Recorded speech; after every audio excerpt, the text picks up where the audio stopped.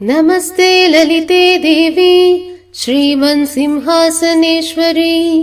भक्तानाम् इष्टते मातः श्री अभिरामि नमोऽस्तुते।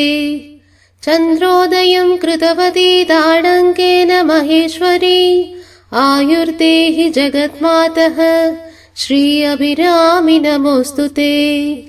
सुधाकरे च श्रीकान्ते शरणागतवत्सले आरोग्यं देहि मे नित्यं श्री अभिरामि नमोऽस्तुते।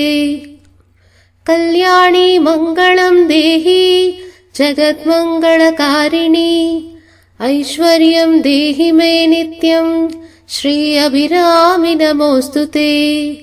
चन्द्रमण्डलमध्यस्थे महात्रिपुरसुन्दरी श्रीचक्रराजनिवेयहि श्री अभिरामि नमोऽस्तुते। राजीवलोचने पूर्णे छत्रविदायिनी सौभाग्यं देहि मे नित्यं श्री अभिरामि नमोऽस्तुते। गणेशस्कन्दजननी वेदरूपे धनेश्वरी विद्यां च देहि मे कीर्तिं श्री अभिरामि नमोऽस्तुते।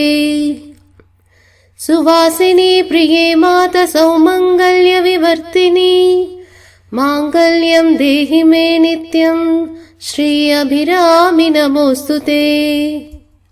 मार्कण्डेय महाभक्त सुब्रह्मण्य सुपूजिते श्रीराजराजेश्वरी त्वं हि श्री अभिरामि नमोऽस्तुते। सान्नित्यं गुरुकल्याणि मम पूजा गृहे शुभे बिम्बे दीपे तत पुष्पे हरिद्रा कुङ्कुमे मम श्री अभिराम्य इदं स्तोत्रं यः पठेत् शक्ति सन्निधौ आयुर्बलं यो च वर्चो मङ्गलं च भवेत् सुखम्।